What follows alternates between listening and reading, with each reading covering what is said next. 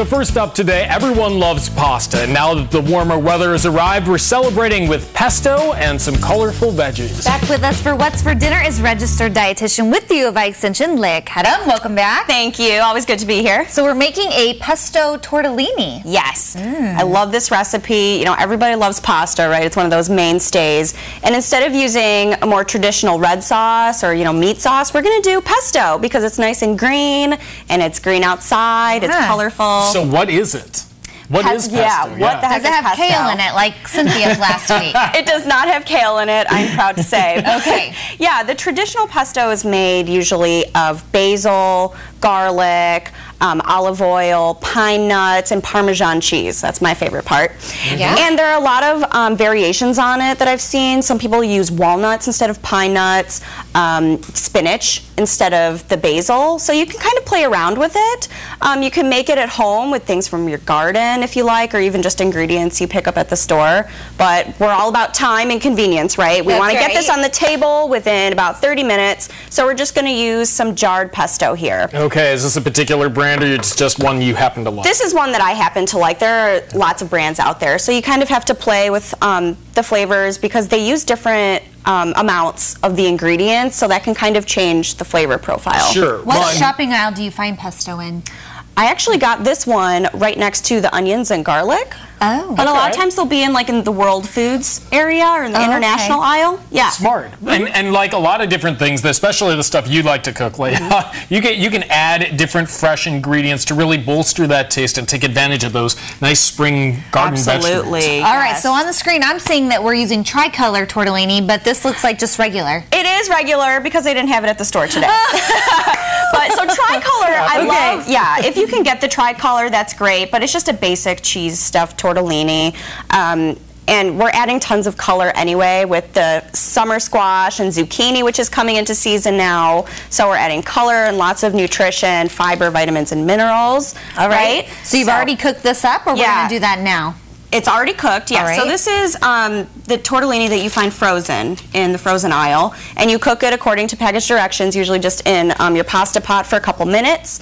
Okay, and then we've cut up our zucchini and yellow squash here. Oh. Yes. Am I going to get to do this? You can. Yeah, the yellow squash is in kind of big pieces right now, so if you want to cut them up a little bit smaller. How small? Are we talking like dice them, or? If you want. It's one of those things that you can do it however you like.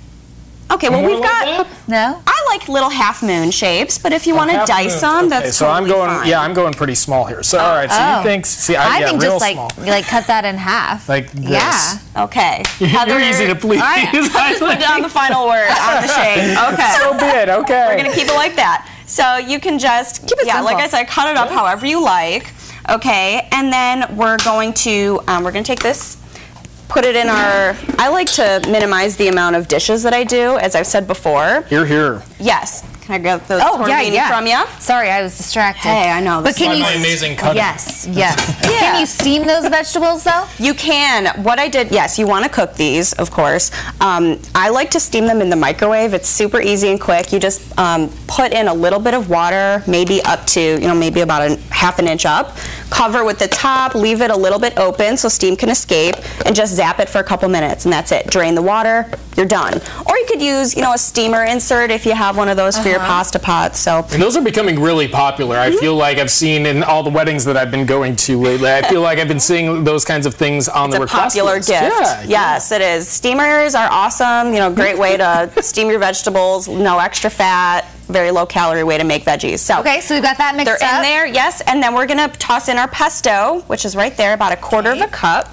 Okay, and then we're just gonna combine it all. It's really easy. This is kind of a one-pot meal.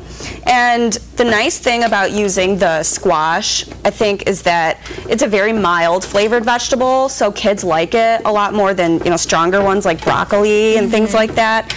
And it just takes on the flavor of the pesto, which is delicious. You've got cheese in there and garlic and yum. Can't go wrong. All right, so you're gonna put this in the dish? Yes, we're putting it in the dish. We're gonna top it with some cheese, and we're gonna bake it in the oven at 350 for about 20 minutes, and that's it.